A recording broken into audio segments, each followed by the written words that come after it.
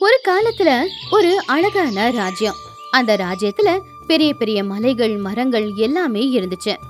அந்த ராஜ்யத்தை ஆண்டுகிட்டு இருந்த அரசன் ரொம்ப நல்லவன். ஆனா கொஞ்சம் அப்பாவே கூட. அவன் செய்யற செயல்களே அப்படி இருக்கும். ஒரு நாள் ராஜசபையில எல்லாரும் அமைதியா தான் இருந்தாங்க. ஆனா மந்திரியான தர்மையா மட்டும் ஏதோ பதட்டமா அங்க இங்கன்னு போய்கிட்டு இருந்தாரு. சிம்மாசனத்துல உக்காந்துக்கிட்டு ராஜா சந்தோஷமா கண்ணு மூடி தூங்கிக்கிட்டு இருந்தாரு. இந்த ராஜா வேற ராஜ்ய பொறுப்புகளை கவனிக்க வேண்டிய ராஜாவே இப்படி கும்பகரண மாதிரி தூங்கிக்கிட்டு இருந்தா எப்படி? பக்கத்து நாட்டு ராஜாவோட பார்வை முழுக்க இப்போ நம்ம நாட்டு மேல தான் இருக்கு. மகாராஜா, மகாராஜா, தயவு செஞ்சு எழுந்துறீங்க. அட என்ன தருமையா நீ, நல்ல கனவை கெடுத்துட்டியே. இப்பதான் நான் இந்திரலோகத்துல ரம்பா ஊர்வசி கூட நடனம் ஆடிக்கிட்டு இருந்தேன். எவ்வளவு சந்தோஷமா இருந்துச்சு. இப்ப நீ எதுக்காக எழுப்புன? ஐயோ பிரபு, இங்க இந்திரலோகமும் இல்ல ரம்பையும் இல்ல. நம்மள நோக்கி ஒரு பெரிய ஆபத்து வருது. பக்கத்து நாட்டு ராஜா பிரதாபன் நம்ம மீது படையெடுத்து வரான். அவனுடைய படைகள் வேகமா வந்துகிட்டு இருக்கு பிரபு. பிரதாபனா? அவன் யாரு?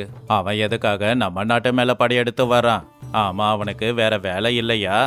அவன் மிகவும் கொடூரமான வீரன் அரசே. நம்முடைய சேனையை விட அவன் சேனை 10 மடங்கு பெருசு. நம்முடைய ராஜ்யத்தை கைப்பற்ற பார்க்கறான். அவனுடைய ஒரே வாழ்வீச்சால ஒரு யானையே வெட்டுப்பட்டு விழுமா. அவன் ரொம்ப மோசமானவன். ஆக்கிரமிக்க போறானா? அவனுக்கு என்ன பைத்தியமா? நம்ம ராஜ்யத்துல என்ன இருக்குன்னு இங்க வரான்? எல்லாமே கடந்தானே. அரசு கஜானால பாதி எப்பவோ காலி ஆயிடுச்சே.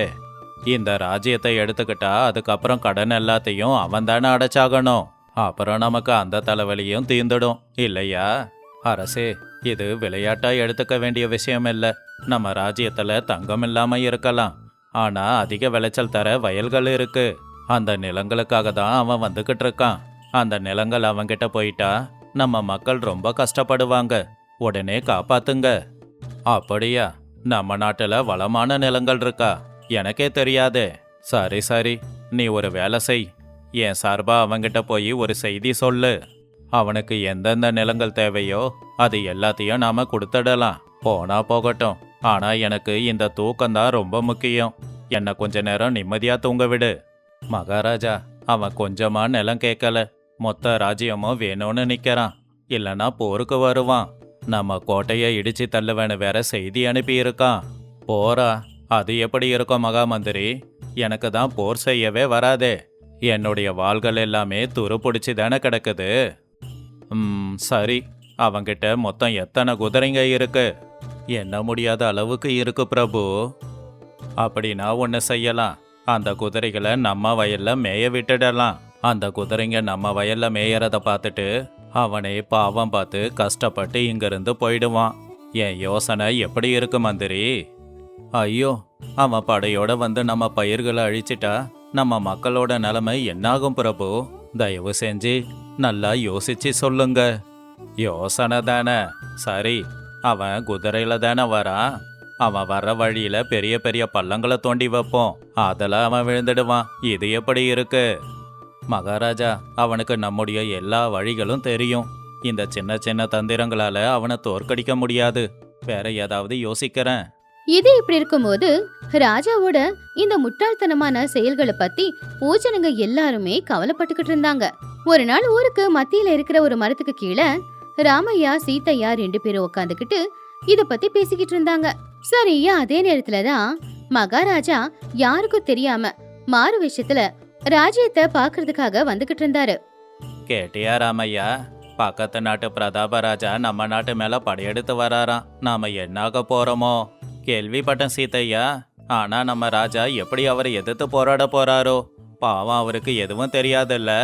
நல்லவர் தான், ஆனா ரொம்ப அப்பாவி. எதுக்கு இப்படி சொல்ற? நம்ம ராஜா ரொம்ப புத்திசாலி. அவரோட திறமை தான் உனக்கு தெரியல. புத்திசாலியா? சரிதான். சில நாளுக்கு முன்னாடி ஒரு பூனைய பார்த்துட்டு புலின்னு நினைச்சு பயந்து மரத்துல ஏறிட்டாரு. அதை பார்த்து ஊரே சிரிச்சுது. அவரோட வீரம் அப்படிப்பட்டது. நம்மள கடவுள் தான் காப்பாத்தணும். அடச்ச, இந்த பூனை விஷயம் எல்லாருக்கும் தெரிஞ்சிருக்கு. என் மானமே போச்சு. அது ஒன்றும் இல்லை சீதையா. பூனையோட கண்ணு புலியோட கண்ணு மாதிரியே இருக்கேன்னு யோசிச்சு அப்படி செஞ்சிட்டாரு. அவர்கிட்ட எதிரிகளை வீழ்த்துறதுக்கு ஒரு பெரிய யோசனை இருக்கு. யோசனையா? என்ன யோசனை? ஆனா எனக்கு அதிலெல்லாம் பெரிய நம்பிக்கையே இல்லை. அவர் வாள் வீசி பல வருஷம் ஆச்சு. எப்படி வாழை வீசணும் அப்படின்னு கூட அவர் இந்நேரம் மறந்திருப்பாரு. கத்தியை எடுக்க வேண்டிய அவசியம் இல்லை ராமையா. புத்தியை தீட்டினாலே போதும். நம்ம ராஜாவோட புத்தி கத்தியை விட ரொம்பவும் கூர்மையானது. அந்த பிரதாபவர்மனை ராஜா சமாளிப்பாரு. நீங்க பயப்படாதீங்க. நல்லா தூங்குறதால ராஜாவோட மூளை சிறப்பா வேலை செய்யுதாமா. சரி, நீ யாரா வேணுனா இருந்துட்டு போ. நேரமாகுது, நாங்க கிளம்புறோம். ஜனங்களோட பேச்சு கேட்டு ராஜாவுக்கு கொஞ்சம் அறிவு வந்துச்சு. ஜனங்க நம்மள பத்தி இந்த அளவுக்கு தப்பா பேசிக்கிட்டு இருக்காங்களே அப்படின்னு தோணுச்சு. எப்படியாவது அந்த பிரதாபனை புத்திசாலித்தனமா தோக்கடிச்சு தான் யாருன்னு காட்ட விரும்பினாரு. அன்னைக்கு சூரியன் மறையிற நேரத்துல மகாராஜா நடந்துகிட்டே அந்த ஊர்ல இருக்கிற ஒரு சின்ன வீட்டுக்கிட்ட போனாரு. அந்த வீட்டுல ஒரு வயசான பாட்டி தனியா இருந்தாங்க. அவங்களுக்கு நிறைய விஷயங்கள் தெரியும் அப்படிங்கிறது ராஜாவோட நம்பிக்கை. அம்மா, அம்மா, நான் ராஜாவோட நண்பன். ராஜாவுக்கு ஒரு பெரிய பிரச்சனை வந்திருக்கு. அதுக்கான தீர்வு உங்ககிட்ட இருக்கும்னு நம்பி நான் உங்களை தேடி வந்திருக்கேன். இந்த பிரச்சனைக்கு என்கிட்ட எப்படிப்பா தீர்வு இருக்கும்? நான் ஊர் எல்லையில வாழ்ற ஒரு சாதாரண கிழவி. சரி, அதெல்லாம் இருக்கட்டும். ராஜாவுக்கு என்ன பிரச்சனை அதை சொல்லு. பக்கத்து நாட்டு ராஜாவான பிரதாபவர்ம நம்ம நாட்டுக்கு போர் செய்ய வரானாமா. ராஜாவுக்கு அவ்வளவா போர் செய்ய தெரியாது. இப்ப அவரு என்ன செய்யணும்? ஆமாப்பா, அந்த பிரதாப சாதாரண ஆள் இல்லப்பா, பெரிய வீரன். அவனை தோக்கடிக்கிறது அவ்வளவு சாதாரண விஷயம் இல்ல. ஆனா அவனை பத்தி நான் ஒரு செய்தி கேள்விப்பட்டிருக்கேன். அதுதான் அவனுடைய பலவீனமே. பலவீனமா? என்னதுமா? சீக்கிரமா சொல்லுங்க. அந்த பலவீனத்தை வச்சு அவனை தோற்கடிக்கலாம். அந்த பிரதாபனுக்கு சங்கீதம் அப்படின்னா ரொம்ப பிடிக்கும். உசிரியே கொடுத்துருவான். யாராவது அவன் முன்னாடி நல்லா பாடிட்டாங்கன்னா அவங்கள தலையில தூக்கி வச்சு கொண்டாடுவான். அவன் எவ்வளவு கோவமா இருந்தாலும் சங்கீதம் கேட்டானா அந்த கோவம் எல்லாம் பறந்து போயிடும். இதுதாப்பா அவனுடைய பலவீனம். அப்படியா? இது தெரியாம போச்சே. அப்படின்னா இன்னைக்கு ராத்திரியே அவன்கிட்ட போய் அற்புதமான பாட்டை பாடி காட்டுறேன். என்னோட பாடலால அவனை மயக்கிறேன். அப்புறம் போரே இல்ல. உனக்கு பாட்டு பாட தெரியுமாப்பா? என்னைக்காச்சும் பாடி இருக்கியா? அது எப்படி வராம போகும்? நான் பிறந்தப்போ அழுதுகிட்டு இருந்தேன். அப்ப என் அம்மா என்னை தூக்கி முத்தம் கொடுத்தாங்க. காரணம் என் அழுக நல்லா இருந்துச்சான். நான் மட்டும் பாட ஆரம்பிச்சா இந்த காட்டுல இருக்கிற விலங்குகள் எல்லாம் ஓடி இங்க வந்து என் பாட்டை நின்னு கேட்கும். ஓஹோ, அப்படியா? அப்படின்னா சரி, போய் ஒரு தடவை முயற்சி பண்ணி பாரு. என்ன நடக்குதுன்னு பார்க்கலாம். ஆனா அவனுக்கு கோவம் வந்துச்சுன்னா உன் தலைய வெட்டி போட்டுடுவான். ஜாகிரதையா இருந்துக்கோ. பாட்டி சொன்னது கேட்டு ராஜாவுக்கு ரொம்ப பெரிய தைரியம் வந்துச்சு. நல்லபடியா பாட்டு பாடி அந்த ராஜாவோட மனசு ஜெயிச்சுக்கலாம் அப்படின்னு அவனுக்கு தோணுச்சு. அன்னைக்கு ராத்திரி நேரம் ஊரே அமைதியா இருக்கும்போது பிரதாபனுடைய சேனை அந்த ராஜ்யத்தோட எல்லையில இருந்துச்சு. மகாராஜா மாறு வேஷத்துல ஒரு சாதாரண பாடகன் மாதிரி பிரதாபனுடைய கூடாரங்கள் இருக்கிற இடத்துக்கு வந்தாரு.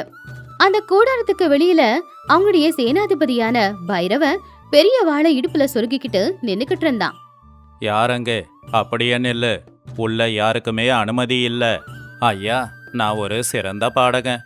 உங்க மகாராஜாவுக்கு பாட்டுனா உயிருன்னு கேள்விப்பட்டு வந்திருக்கேன். அவரோட மனசை மகிழ்விக்கிறதுக்காக ஒரு அருமையான பாட்டை பாடிட்டு போலான்னு வந்திருக்கேன். பாடகனா? உன்னை பார்த்தா அப்படி தெரியலையே. ஏதோ பிச்சைக்கார மாதிரி இருக்கே. என்னோட மகாராஜா உள்ள விருந்து சாப்பிட்டுக்கிட்டு இருக்காரு. சாப்பிட்டதுக்கு அப்புறமா யாரையும் பார்க்க மாட்டாரு. இங்கிருந்து போ. சாப்பிட்டதுக்கு அப்புறம் ஒரு நல்ல பாட்டை கேட்டா இன்னும் இனிமையா இருக்குமே. என்னை ஒரே ஒரு தடவை உள்ள அனுப்புங்க. நான் பாட்டு பாடுனா உங்க ராஜா சந்தோஷப்பட்டு உங்களுக்கு கூட பரிசு கொடுப்பாரு. உங்க ராஜாவோட சந்தோஷத்தை நீங்க எதுக்காக கெடுக்கறீங்க? சரி, போ. ஆனா ஒன்று, உன்னோட பாட்டு மட்டும் நல்லா இல்லைன்னு வச்சுக்கோ. என்னோட ராஜா உன்னோட உயிரையே எடுப்பாரு.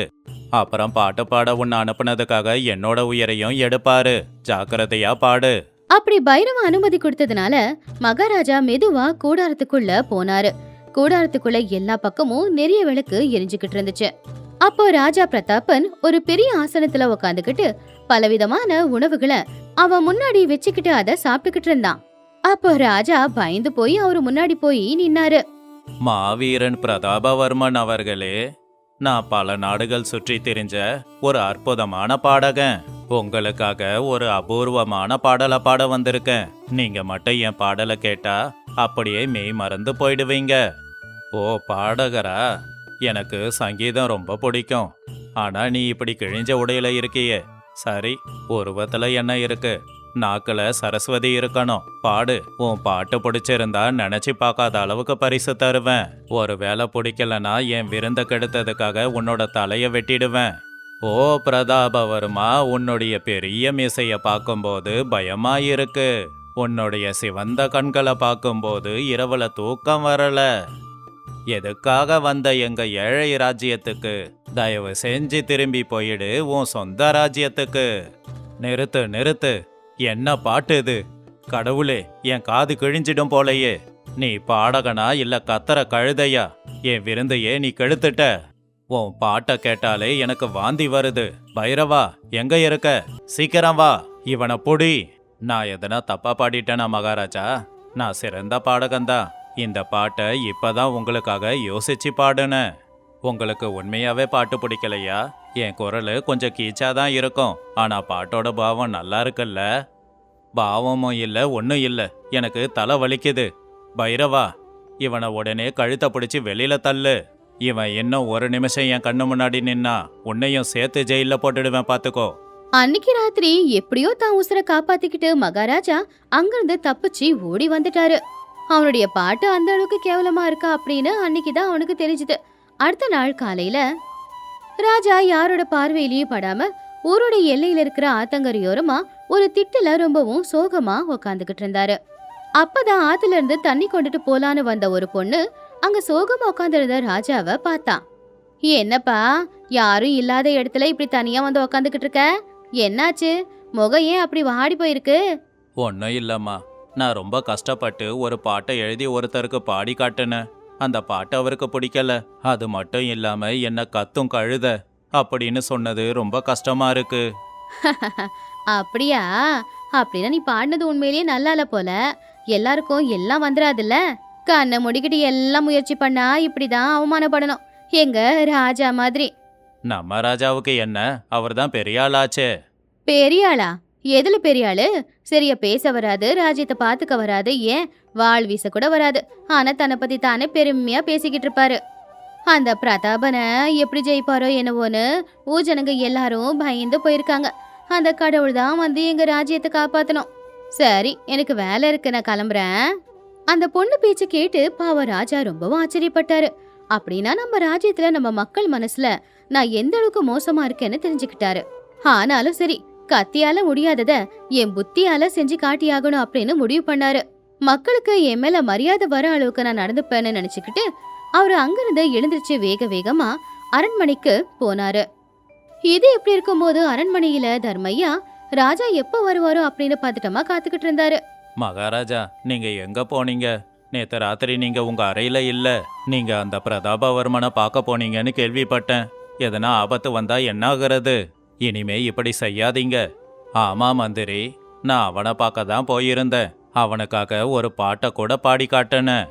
ஆனா அவனுக்கு என் பாட்டு சுத்தமா பிடிக்கல. என்னை அவமானப்படுத்தி கழுத்தை பிடிச்சி வெளியில தள்ளிட்டான் தெரியுமா? கடவுளே!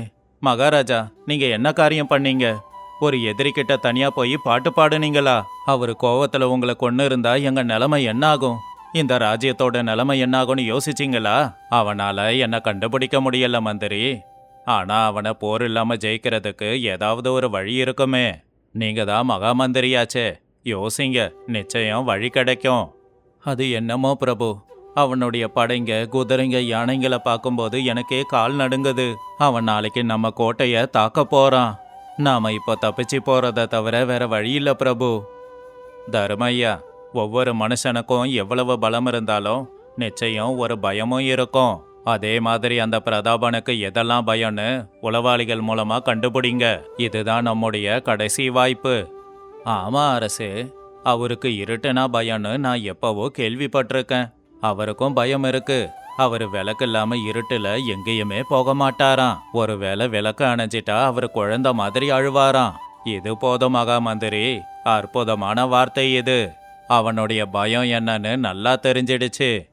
அப்படின்னா இன்னைக்கு ராத்திரியே அவனுக்கு இருட்ட பரிசா கொடுக்கணும். என்கிட்ட ஒரு யோசனை இருக்கு. ராஜாவோட கண்ணுல ஒரு புது உற்சாகம் தெளிவா தெரிஞ்சுது. அன்னைக்கு கோட்டையில எல்லாரும் தூங்குனதுக்கு அப்புறமா மகாராஜா மந்திரியாருடைய அறைக்கு போனாங்க. மகாராஜாவும் தர்மையாவும் ரகசியமா பேசிக்கிட்டு இருந்தாங்க. அரசே, உங்க யோசனை என்னன்னு எனக்கு சுத்தமா புரியல. நம்ம இருட்டை எப்படி பரிசா கொடுக்க முடியும்? நம்ம என்ன பண்ண போறோம்? இருங்க மந்திரியாரே, நம்ம ராஜ்யத்துல இருக்கிற எல்லா கருப்பு துணிகளையும் இப்பவே சேகரிச்சு அத ஒரு நல்ல தையல்காரங்கிட்ட கொடுத்து அது எல்லாத்தையும் ஒன்னா தைக்கணும். அதை வச்சு ஒரு மிகப்பெரிய கூடாரத்தை உருவாக்கணும். இந்த வேலைய நீங்க இன்னைக்கு ராத்திரியே முடிக்கணும். கருப்பு துணியா? அதை வச்சு அந்த மகாவீரனை எப்படி தடுக்க முடியும்னு நினைக்கிறீங்க? அவனுடைய படைய இதால தோற்கடிக்க முடியுமா? அந்த கருப்பு கூடாரத்தை எடுத்துட்டு போய் பிரதாபவர்ம தூங்குற கூடாரத்து மேல முழுசா போட்டுடணும். காலையில சூரியன் வந்தாலும் அவனுக்கு உள்ள இருட்டாதான் இருக்கும். அப்ப அவன் இன்னும் இருட்டாதான் இருக்குன்னு நினைப்பான். அந்த பயங்கர இருட்டை பார்த்து அவன் பயந்து நடுங்கி போயிடுவான். அதோட அவன் சண்டைக்கு வராம பயந்து ஓடிடுவான். அரசே, உண்மையாவே இது ரொம்ப நல்ல யோசனை. நீங்க இப்படி ஒரு யோசனைய சொல்வீங்கன்னு நான் நினைக்கவே இல்லை. ஆனா அந்த கூடாரத்து மேல அந்த கருப்பு துணியை நாம எப்படி போட முடியும்? அங்கதான் ஒரு பயங்கரமான வீரன் காவலுக்கு இருக்கானே, அவனை தாண்ட முடியாது. இங்கதான் என் புத்திசாலித்தனம் இருக்கு மந்திரி. நாம விடியற் காலையில போவோம்.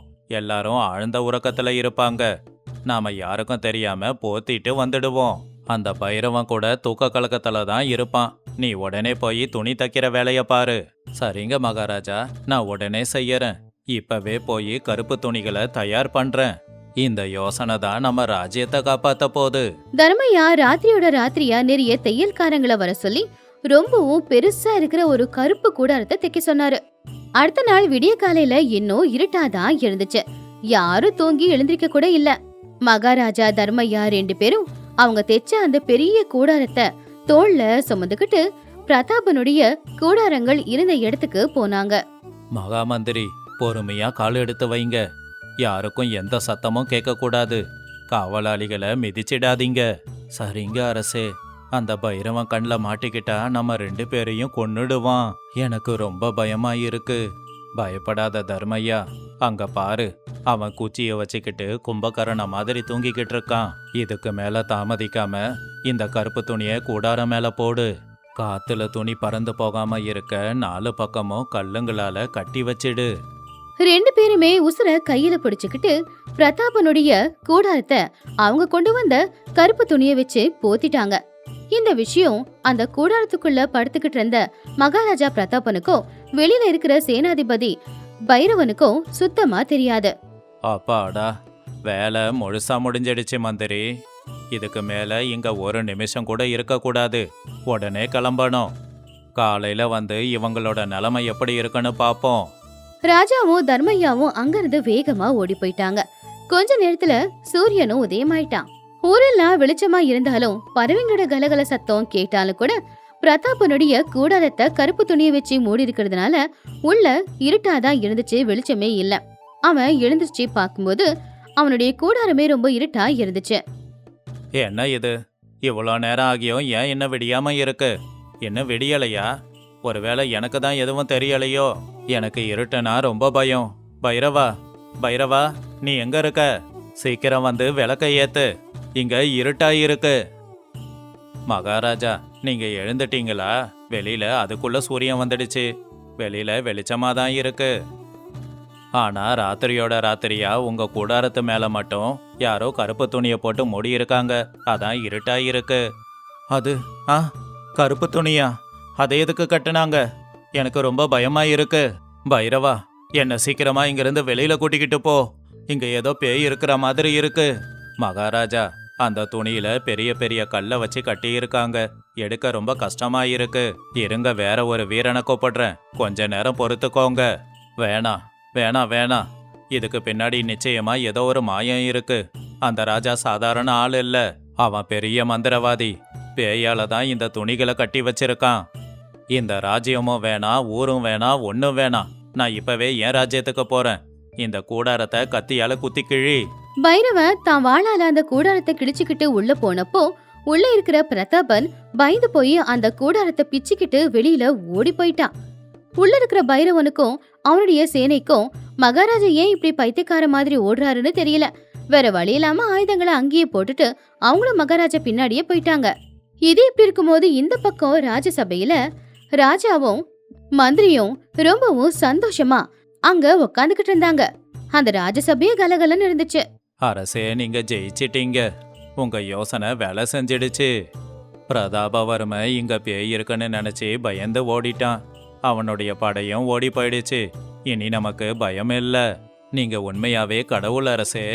பாத்தியா தர்மையா, ஒரு நேரத்துல என் அறிவை பார்த்து சிரிச்சாங்க. ஆனா கத்திய விட புத்தியோட கூர்மை எவ்வளவு பெருசுன்னு பாரு. என்னுடைய புத்தி கூர்மை முன்னாடி அந்த பிரதாபவர்மனோட பலம் பயந்து ஓடிடுச்சு. நிஜமா மகாராஜா, நீங்க சாதாரண ஆள் இல்ல. நீங்க ரொம்ப பெரிய ஆளு. ராஜ்யத்து மக்களும் நான் கூட உங்களை தப்பா தான் நினைச்சிட்டேன். எங்களை மன்னிச்சிடுங்க. சரி போதும் மந்திரி, புகழறத கொஞ்சம் நிறுத்துங்க. அந்த கூடாரத்து மேல நாம கட்டின கருப்பு துணி அப்படியே இருக்கட்டும். எதிர்காலத்துல யாருன்னா படையெடுத்து வந்தா நம்ம புத்தி கூர்மை என்ன அப்படிங்கிறத அது அவங்களுக்கு சொல்லட்டும். சரிங்க அரசே, அப்படியே செய்யறோம். இன்னைக்கு மக்கள் எல்லாரும் இந்த வெற்றியை ஒரு பண்டிகையாவே கொண்டாடிக்கிட்டு இருக்காங்க. இது எல்லாமே உங்களால தான். ஆமா மந்திரி, அவங்களுக்கு பண்டிகை தான். ஆனா இப்ப எனக்கு ஒரு புது பயம் வந்திருக்கு. மறுபடியும் பயமா? போருதான் முடிஞ்சிடுச்சே, அப்புறம் எதுக்காக பயம் அரசே? அந்த பிரதாபவர்ம சொன்ன மாதிரி உண்மையிலேயே அதுக்குள்ள பேய் இருந்தா எனக்கு அந்த கருப்பு துணியை பார்க்கவே பயமா இருக்கு மந்திரி. அதை எடுத்து வேற எங்கன்னா ஒளிச்சு வை. எனக்கு அந்த துணியை பார்க்கும்போதே பயமாயிருக்கு. ராஜா சொன்னதை கேட்டு ராஜசபையில இருக்கிற தர்மையா சத்தமா சிரிச்சாரு. ராஜாவும் அமைதியா சிரிச்சுக்கிட்டு இருந்தாரு. அன்னையில இருந்து மகாராஜாவை ராஜ்யத்துல இருக்கிற மக்கள் எல்லாருமே கௌரவமா நடத்தினாங்க. அவர் மேல அவங்களுக்கு ஒரு பெரிய மரியாதையே வந்துச்சு. அது ராமபுரம் அப்படிங்கிற ஒரு சின்ன கிராமம். அந்த கிராமத்தோட எல்லையில வறண்ட பூமிக்கு பக்கத்துல ஒரு சின்ன குடிசையில ரங்கையா ரங்கம்மா அப்படிங்கிற தம்பதிகள் வாழ்ந்துட்டு இருந்தாங்க. அன்னைக்கு காலையில ரங்கையா ஒரு கடப்பாறையை வச்சு அவனுடைய வறண்ட பூமியை சரி பண்றதுக்கு முயற்சி பண்ணிக்கிட்டு இருந்தான். ஆனா மண்ணு கல்லு மாதிரி இருந்துச்சு. ஏங்க, காலையிலேயே அந்த பூமியோட ஏங்க இப்படி போராடிக்கிட்டு இருக்கீங்க? வாங்க, வந்து முதல்ல சாப்பிடுங்க. உங்க சக்தி எல்லாமே அந்த மண்ணுலயே வீணா போகுது. இதோ வர ரங்கம்மா. இந்த பூமியை நம்பி பிரயோஜனமும் இல்லை. இந்த பூமியை விட்டா நமக்கு வேற வழியும் இல்லை. இந்த வருஷமாவது இந்த பூமியில சோளம் விளைஞ்சா கொஞ்சம் நல்லா தான் இருக்கும். நமக்கு ஆசை இருந்தா போதுமா? அந்த ஆகாயம் கருணையை காட்ட வேணாமா? ஒரு துளி மழைக்காக தான் இந்த பூமியை காத்துக்கிட்டு இருக்கு. அதெல்லாம் அந்த கடவுள் விட்ட வழி. நாம செய்ய வேண்டியதெல்லாம் ஒண்ணுதான், கடினமா உழைக்கிறது. அதுக்குள்ள பூபதியும் அவனுடைய வேலைக்காரன் சுந்தரமும் அந்த பக்கம் வந்தாங்க. பூபதிய பார்த்ததும் ரங்கையா ரங்கம்மா 2 பேரும் பயந்து போய் எழுந்துச்சு நின்னாங்க. என்னடா ரங்கையா, இந்த வறண்ட பூமியில தங்கத்தை விளைய வைக்க போறியா? கடப்பார சத்தம் அங்க வரைக்கும் கேக்குது. ஐயா வணக்கங்க ஐயா. ஏதோ வயிற்று பழப்புக்காக. வயிற்று பழப்புக்காகவா? எங்க ஐயா கிட்ட வாங்கின கடன் என்னடா ஆச்சு? 3 மாசம்னு சொல்லி இப்போ 6 மாசம் ஆச்சு. அது வட்டிக்கு மேல வட்டின்னு குட்டி போட்டுக்கிட்டு இருக்கு. ஐயா அவகாசம் கொடுங்க. இந்த வருஷம் விளைச்சல் விளையல.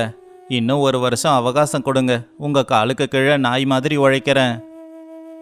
6 மாசமா? இங்க பாரு ரங்கையா, நீ நாய் மாதிரி எல்லாம் உழைக்க வேண்டாம். என் பணம் எனக்கு வேணும். என்கிட்ட 1 ரூபா கூட இல்லைங்களே ஐயா. சரி, நீ இந்த அளவுக்கு கெஞ்சி கேட்கறதால உனக்கு 1 வாரம் மட்டும் அவகாசம் தரேன். 1 வாரம்தான் அவகாசமா? ஆமா, 1 மாசத்துக்குள்ள வட்டியோட சேர்த்து 5000 ரூபாய் கொடுக்கணும். அப்படி இல்லைனா நீ இப்போ கடப்பாறையை வச்சு நோண்டிக்கிட்டு இருக்கியே இந்த பூமி, அப்புறம் நீ வாழ்ந்துக்கிட்டு இருக்கிற உன் குடிசை எல்லாத்தையும் என்கிட்ட கொடுத்துட்டு ஊரை விட்டு போனோம். ஐயா இது அநியாயங்க ஐயா. 5000 ரூபாயா? அநியாயமா? எங்க ஐயா பாவப்பட்டு 1 வாரம் அவகாசம் கொடுத்துருக்காரு. வாயை முடிக்கிட்டு ஒத்துக்கோ.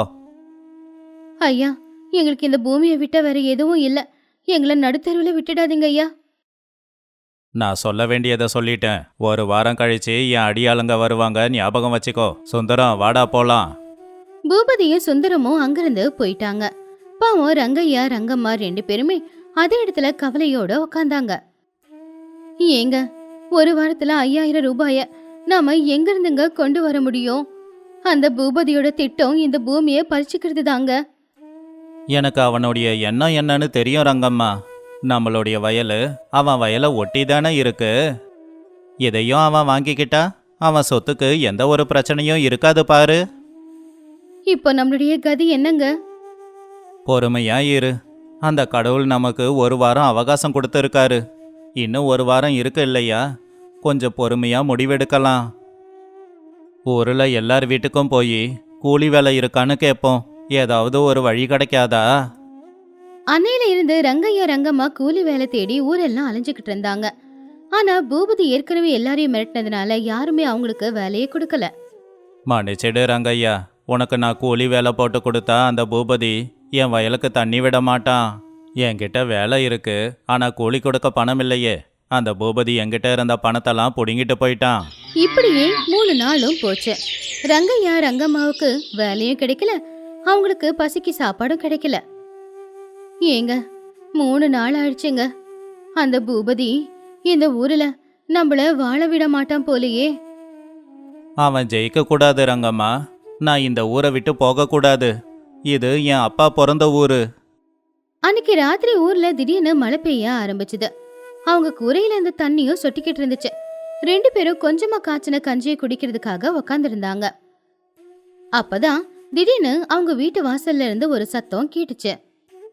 இந்த மழையில யாரு? ரங்கையா கதவு திறந்துக்கிட்டு வெளியில வந்து பார்த்தான். அப்ப வெளியில ஒரு வயசானவர் காவி உடைய அணிஞ்சுக்கிட்டு சாமியார் மாதிரி இருந்தாரு. அவரு மழையில நனைஞ்சுக்கிட்டு ரொம்ப சோர்வா அங்க வந்திருந்தாரு. ஐயா, நான் ரொம்ப தூரத்துல இருந்து வரேன். இந்த ஒரு ராத்திரிக்கு தங்குறதுக்கு உங்க வீட்டுல இடம் கிடைக்குமா? ஐயோ, அதில் என்னங்கய்யா இருக்கு? நீங்க சாமி, வாங்க. ரங்கம்மா, பழைய கோணி பைய கொண்டு வாயேன். அந்த முனிவர் உள்ள வந்து குளிர்ல நடுங்கிக்கிட்டே ஒரு மூலையில உட்கார்ந்திருந்தாரு. ஐயோ, என்னங்கய்யா இப்படி உடம்பெல்லாம் நடுங்குது? ஏங்க, நம்ம கிட்ட இருக்கிற கஞ்சி. ஆமா ரங்கம்மா, நம்மளை விட பசியோட இருக்கிறது அவர்தான். அவருக்கு அந்த கஞ்சியை கொண்டு வந்து கொடு. ரங்கம்மா அன்னைக்கு ராத்திரி அவங்க 2 பேருக்காக குடிக்க வச்சிருந்த கஞ்சிய ஒரு பித்தளை கிண்ணத்துல ஊத்தி அதை கொண்டு வந்து அவர்கிட்ட கொடுத்தா. ஏன்பா, இது உங்களுக்காக வச்ச சாப்பாடு போலையே. அதனால என்ன சாமி, வீட்டுக்கு வந்தவங்க வயிறார சாப்பிட்டா அதுவே எங்க வயித்தையும் நிரப்பிடும். நீங்க சாப்பிடுங்க. அந்த முனிவர் அவங்க 2 பேருடைய தியாகத்தை பார்த்து சந்தோஷப்பட்டாரு. அன்னைக்கு ராத்திரி அவரு அங்கேயே படுத்து தூங்கினாரு. அடுத்த நாள் காலையில விடிஞ்சது. சூரியனும் வெளியில வந்தான். அப்ப அந்த முனிவர் கிளம்ப தயாரா இருந்தாரு. இப்ப அவர் முகத்துல சோர்வில்ல, அதுக்கு பதிலா ஒரு வெளிச்சம் இருந்துச்சு. இங்க பாருப்பா ரங்கையா, உன் பேரு ரங்கையா தானே? ஆமாங்க சாமி, என் பேரு உங்களுக்கு எப்படி? நேத்து ராத்திரி நான் பசியோடு வந்தப்போ உன்கிட்ட இருக்கிற சாப்பாட்டை எனக்காக கொடுத்தவன் நீ. உன்னோட தேவைக்காக வச்சிருந்த சாப்பாடு மொத்தத்தையுமே எனக்காக கொடுத்துட்ட. உன்னை மாதிரி நல்லவங்க இருக்கிற வரைக்கும் இந்த பூமியில தர்மம் உயிரோட தான் இருக்கும். அதெல்லாம் உங்க கருணைதாங்க ஐயா. எனக்கு நீங்க செஞ்ச சேவைக்கு பலனை கொடுக்காம போக மாட்டேன். ஐயோ சாமி, பலனா? வீட்டுக்கு வந்தவங்களுக்கு சாப்பாடு போட்டதுக்கு பலனா? நான் உனக்கு கொடுக்க போறது பணம் இல்ல ரங்கையா, உன் உழைப்புக்கான பலன். என் கூட வா. அந்த முனிவர் ரங்கையாவோட வயலுக்கு போனாரு. பூபதியோட வயலை ஒட்டி இருக்கிற அந்த வறண்ட பூமியில நடுவுல போய் அவரு நின்னாரு. ரங்கையா, இத்தனை நாளா நீ இந்த மண்ணை நம்பன, உனக்கு பலன் கிடைக்கல. ஆனா உன் குணத்துக்கான பலன் கிடைக்க போகுது. எனக்கு புரியல சாமி. உன் கஷ்டத்துக்கான பலன் இங்க தான் இருக்கு. இங்க பள்ளம் தோண்டு. இங்கய்யா. சாமி, இது கல்லு மாதிரி இருக்கிற மண்ணு. இங்க என்ன இருக்க போகுது? இங்க தான் உன்னுடைய நன்மை இருக்கு. தோண்டு, நிச்சயம் பலன் கிடைக்கும். நான் கிளம்புறேன். ரங்கையாவும் ரங்கம்மாவும் அந்த முனிவர் காலில் விழுந்து ஆசீர்வாதத்தை வாங்கும்போது அவரு மாயாவி மாதிரி மறைஞ்சு போயிட்டாரு. அங்க நடக்கிற எல்லாத்தையுமே பூபதியோட ஆளான சுந்தரம் பார்த்துக்கிட்டு தான் இருந்தான். என்ன இருக்கு இங்க? அந்த முனிவர் இங்க தான் தோண்ட சொன்னாரு. ஒருவேளை இங்க புதையல் இருக்குமோ? இந்த ரங்கையாவுக்கு நல்ல யோகம் கிடைச்சிருக்கு போல. முதல்ல இத ஐயா கிட்ட போய் சொல்லணும். சுந்தரம் உடனே பூபதி கிட்ட போய் விஷயத்த சொன்னான். என்னடா ஆச்சு? அந்த ரங்கையா பணத்துக்காக எங்கேயாவது போயிருக்கானா? பணம் இல்லைங்கய்யா, புதையலு புதையலு. என்னது புதையலா? எங்க? யாரோ ஒரு முனிவர் வந்து அவனுடைய வறண்ட பூமியில ஒரு இடத்துல தோண்ட சொன்னாரு. எனக்கு தெரிஞ்சு அங்க புதையல் இருக்கும்னு நினைக்கிறேன். புதையலா? என்னுடைய வயலை ஒட்டி இருக்கிற இடத்துல புதையல் இருந்தா அது எனக்கு தானே சொந்தம். ரங்கையாவுக்கு ஒரு வாரம் அவகாசம் கொடுத்து தப்பு பண்ணிட்டேன். அவனுக்கு புதையல் கிடைச்சா வாங்கின கடனை தீர்த்துடுவானு. இப்ப என்ன பண்றதுங்க ஐயா? அவனுக்கு புதையல் கிடைச்சாலும் அது அவனுக்கு சொந்தமாக கூடாது. வா போலாம். அந்த பூமி எனக்கு சொந்தம், புதையலும் எனக்கு தான் சொந்தம்னு வாங்கிக்கலாம். இன்னொரு பக்கம் ரங்கையாவும் ரங்கம்மாவும் அந்த முனிவர் சொன்ன வார்த்தையில நம்பிக்கை வச்சு அவர் சொன்ன அந்த இடத்துல கடப்பாறையை வச்சு பள்ளத்தை தோண்ட ஆரம்பிச்சாங்க. ஏங்க, மதிய நேரம் ஆச்சு. பாறையை தவிர வேற எதுவுமே வரமாட்டேங்குது. ஒருவேளை அந்த முனிவர் நம்மள ஏமாத்திட்டாரா? இல்ல ரங்கம்மா, அவருடைய கண்ணுல நான் உண்மைய பார்த்தேன். அவர் சொன்னது பொய்யாகாது. அப்பதான் டப் அப்படின்னு ஒரு சத்தம் வந்துச்சு. சத்தம் கேக்குதே, ஏதோ இருக்கு. ரங்கையா அந்த மண்ணை அவன் கையால எடுத்தான். அப்போ அங்க ஒரு சின்னதா பலகை இருக்கிற மாதிரி இருந்துச்சு. புதையல், உண்மையிலேயே புதையல் தான். பொறுமையா இரு ரங்கம்மா. ரங்கையா அந்த பலகையை இறுக்கமா பிடிச்சு வெளியில இழுத்தான். உள்ள தங்கமோ வைரமோ இருக்கல. உள்ள இருந்து புஸ்ஸுன்னு சில்லுன்னு காத்து வீசினதோட ஒரு அழகான தண்ணி ஊத்தும் வெளியில வந்துச்சு. தண்ணி ரங்கம்மா, தண்ணி. அப்போ ரங்கம்மா அவ கையால அந்த தண்ணிய எடுத்து பார்த்துட்டு, அடக்கடவுளே, நம்ம வறண்ட பூமியில இந்த பாறைக்கு நடுவுல கங்கா நதியா? அந்த முனிவர் சொன்னது இதுதான். நமக்கான யோகம் இதுதான். அந்த தங்கத்தை விட விலை மதிப்புள்ளது. ரங்கையா ரங்கம்மா சந்தோஷமா அந்த தண்ணி ஊத்த பாத்துக்கிட்டு இருக்கும்போது அந்த இடத்துக்கு பூபதி அவனுடைய ஆட்களோட கோவமா வந்தான். ஆ, இதுவா அந்த புதையலு? ஐயா, இங்க தண்ணி ஊத்து இருக்குங்க. டே ரங்கையா, என் பூமியில ஏன் அனுமதி இல்லாம எப்படி நீ பள்ளம் தோண்டுவ?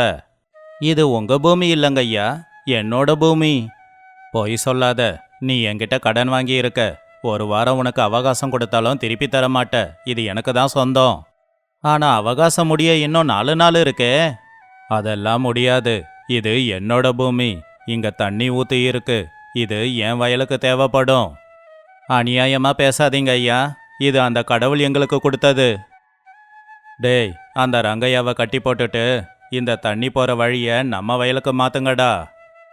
பூபதியோட ஆட்கள் ரங்கையாவை அடிக்க போகும்போது நிறுத்துங்க. எல்லாரும் பயந்து போய் திரும்பி பார்த்தாங்க. அப்ப அந்த முனிவர் இப்போ காவி உடையில இருக்கல. அதுக்கு பதிலா வேஷ்டி சட்டை போட்டிருந்தாரு. அவருடைய முகத்துல அதே ஒளிதான் தெரிஞ்சது. நீ யாருடா கிழவா?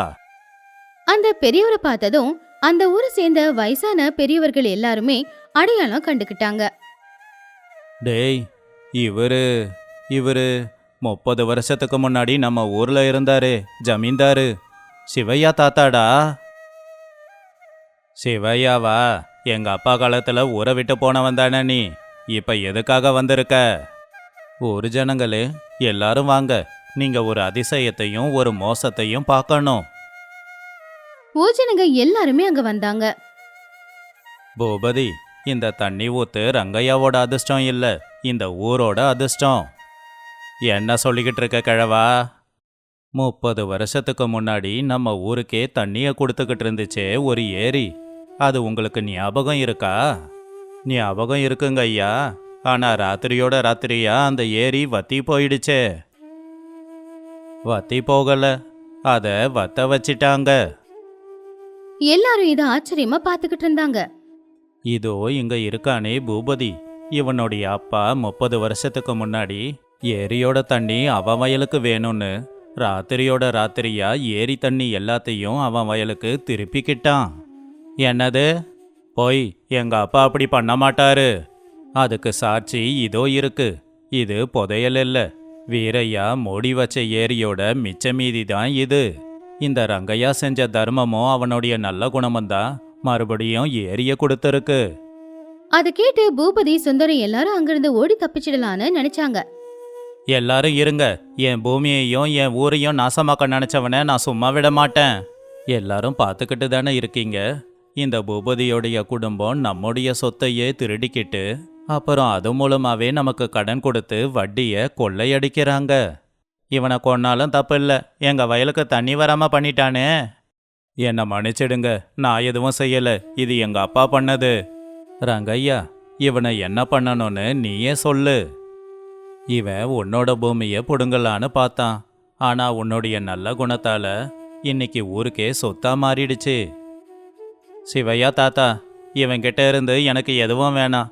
என் வயல் எனக்கு சொந்தமாயிடுச்சு, ஊருக்கே தண்ணி கிடைச்சிருக்கு, எனக்கு இதுவே போதும்.